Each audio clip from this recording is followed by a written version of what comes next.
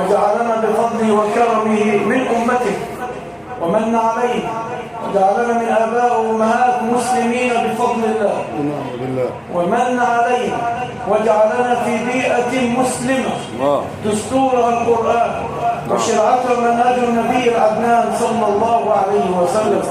ومن عليه أن القرآن أنزل بمكة وطبع بسوريا، وإنما بإجماع أهل الأرض من المسلمين قرئ القرآن في مصر، فنحمد الله أن جعلنا من هذا البلد الطيب.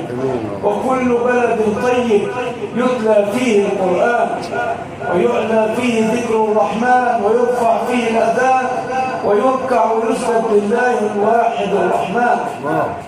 أحباب النبي محمد صلى الله عليه وسلم، لا يوجد قبر في هذه الدنيا ولا في العالم كله يكتب عليه لافتة تقول مخصص لكبار السن والمعوقين والأطفال والذين بلغوا من العمر عتيا مثلا أبدا.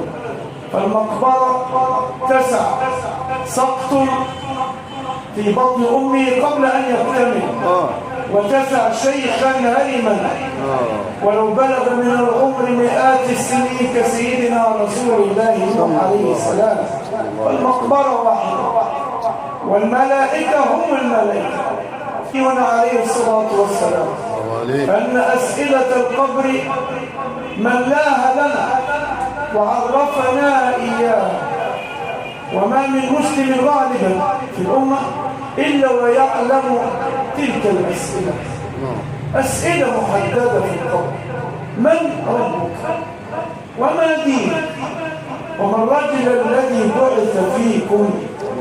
أسئلة سهلة على اللسان ما أيسرها وما أجمل ما فيها، ولكن الله يقول لأمة حبيبه صلى الله عليه وسلم سورة إبراهيم: يثبت الله الذين آمنوا بالقول الثابت في الحياة الدنيا وفي الآخرة. ويثبت الله المؤمنين في قول الله تعالى من سورة القيامة: وقيل من راق.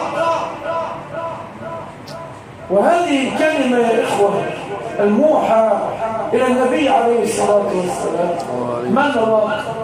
سيدنا الإمام حفص رضي الله عنه ومن وافقه له فيها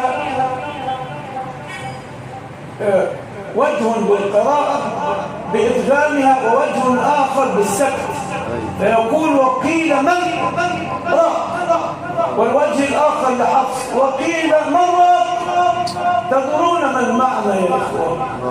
الله ينزل على حبيبه مسألة أن الذي يكون في احتضار وهو بينه وبين ملك الموت يعني أنفاس محدودة، يدخل أحبابه عليه ويصارع الموت،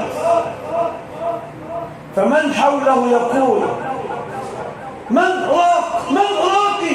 من راقي؟ يعني أين الطبيب؟ لعلهم ينقذوا فيه شيئا من الرمق. وإذا تحقق الموت يقولون: من راق؟ من راق؟ من راق؟ بإدغام النون مع الراء. من راق يعني من يرقى به. الأولى من الرقية من راق، والثانية من الرقي من من الملائكة يرقى بهذه الروح. الله أكبر الله أكبر. والعياذ بالله. أم الجنة التي جعلها الله للمؤمنين. أحباب سيدنا محمد صلى الله عليه وسلم، غير المسلمين في هذه الحياة لا يعيشون أبدا إلا للتفنن في الطعام والشراب والملذات فقط. والمسلم يحيا يأكل ويشرب وينام ويستمتع بحلال الله والطيبات، لكن المسلم يعيش في هذه الحياة وفي قلبه واعتباره مبداني في نفسه: هموت على ايه؟ وملك الموت هيجي على ايه؟ دي قضية يا إخوة. قضية المؤمن في الحياة انه معترف يقينا ان انا ميت، غير المسلم يقول أنا أذهب إلى مجهول لا أدري، فبيعتبر أنه إن مات لا بعث ولا حساب ولا نشور. لا يا إخوة، هناك بعث، هناك حساب. هناك فارق يا إخوة بين الجدث وبين القبر. لا إله إلا الله. فارق كبير يا إخوة. يخرجون من الأجداث صراعا، الله. وهناك إذا القبور بعثرت، الذي في القبر هذا قبره والعظام بعثرة، لكن مجرد أن يخرج من قبره أصبح جدث على مفرد أجداث، يعني يخرج إلى نصب يفرضون كل من في القبور في العالم كله، لا إله إلا الله. من آدم عليه السلام إلى قيام الساعة مليارات، وكلهم إلى جهة واحدة للحساب. يا أمة الإسلام، أول ما يسأل عنه العبد يوم القيامة الصلاة. ربنا لا يهزل مع خلقه يا إخواني، ربنا لا يهزل مع خلقه. إذا رأيت رجل لا يصلي انفض يدك منه، لا علاقة له بسيد الكون أبدا، ولا علاقة له بكبير الكون ربنا وكبير البشر نبينا عليه الصلاة والسلام. يعني كيف المسلم يهون على نفسه، يسمع الأذان ما يصليش، يراقب الصلوات، يعني أي جنة تريده؟ يعني هل الإنسان يا إخوة يضحي بعمره كله، يقول إن شاء الله بكرة، بإذن أول رمضان، إن شاء الله بكرة بإذن الله. إحنا يا إخوة التسويف ده لا يرضي الله أبدا. يا إخواني في الله، مثل هذه الجلسات هذه مش موعظة بالمعنى المفهوم، لا أبدا، احنا بنفكر بعض. احنا لا نأتي لهذه الأمكنة يا إخوة والعزاء الواجب من باب المجاملة أبدا خالص، تذكرة، باب هنذكر بعضينا إن الدور الجاي على مين؟ الموت ليس له شرط ولا عمر يا إخوة. كلمة بكرة، احذروا التسويف فإن غالب أهل النار منهم.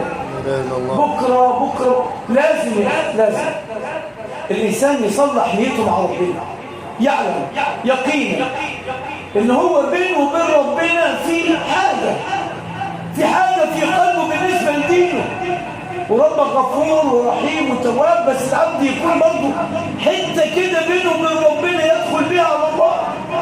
يعني عيش كده وخلاص، آكل أشرب وخلاص كده، خلصت القصة. آكل ده مقدر ليك أصلا، ده مقدر ليك. والله لو جبت أكبر نصاب سارق في كوكب الأرض لعلمت إن كل اللي سارقوا طول عمره مكتوب عند الله أن هذا رزقه. لا إله إلا الله. لكن هو استعجز فأخذه بالحرام. يعني زي إنسان ينشغل بأمور الدنيا. محدش قال أبدا إن أنت ما تشتغلش، ما تكسبش، ما تبقاش غني، أحسن لبس وأحسن بيت وأحسن عربية وتفسح يا سيدي واعمل كل حاجة، بس اسجد لسيدك، قول له ماليش غيرك يا رب، أنا ماليش غيرك. دي حقيقة يا إخوة. إحنا قريش ما سمعتش كلام النبي محمد ليه؟ كبرياء. الناس فاهمين الصلاة دي الفقراء والمساكين والمرضى لا يا أخي، والضعفاء. كبرنا كان بيسجد لله.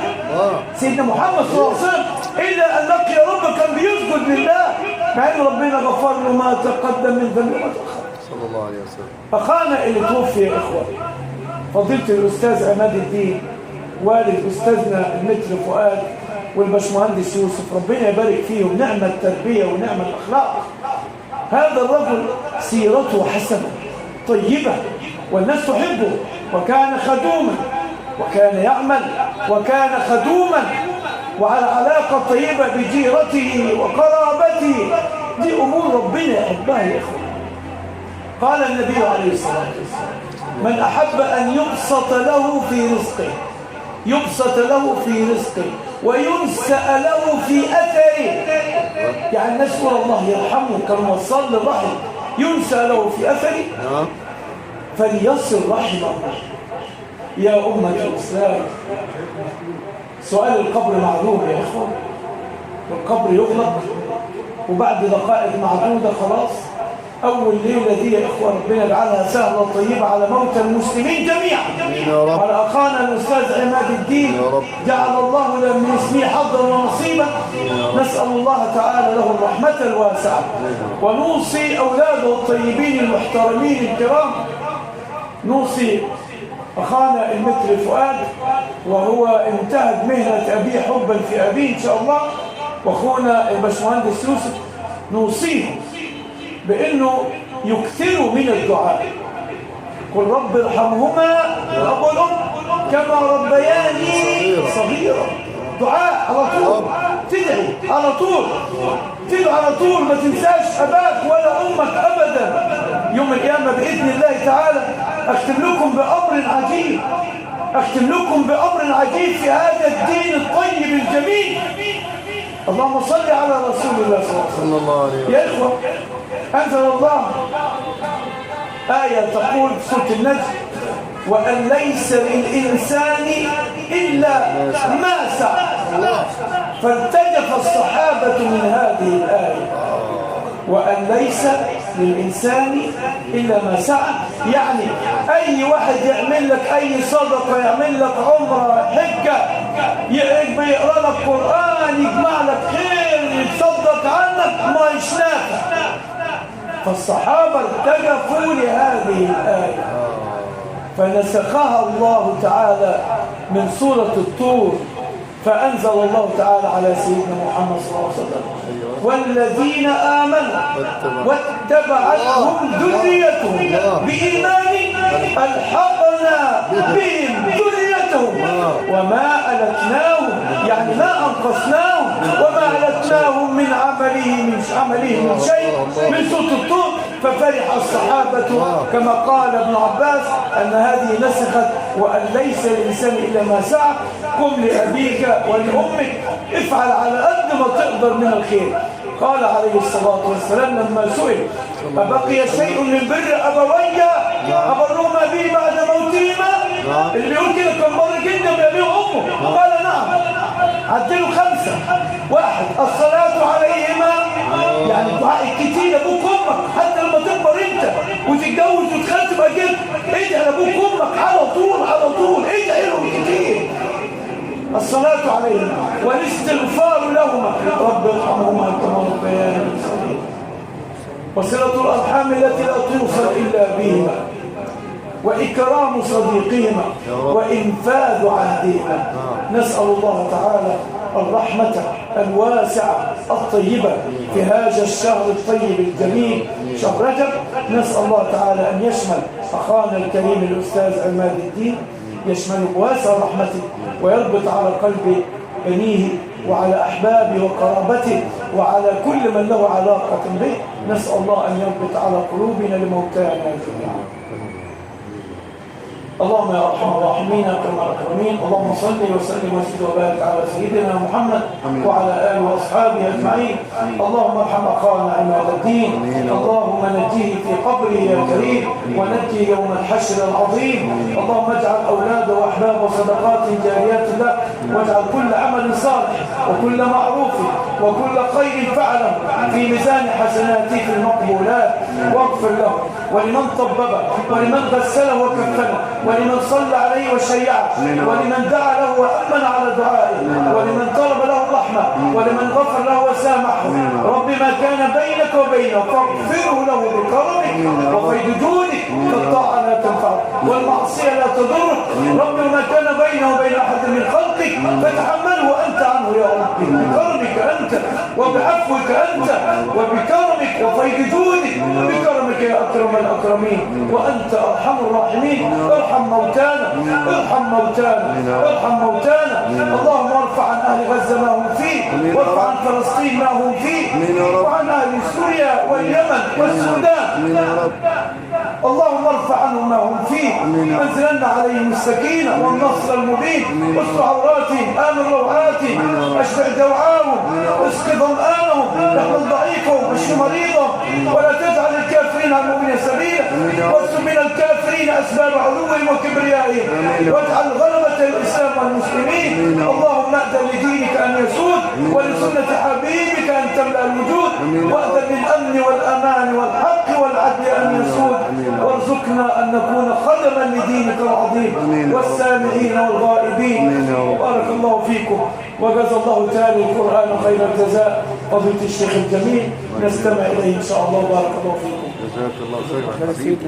ربنا يبارك في عمرك وينفع بك يا حبيبي، ينفع بك يا حبيبي. جزاك الله خير وأعانك الله. جزاك الله خيرا.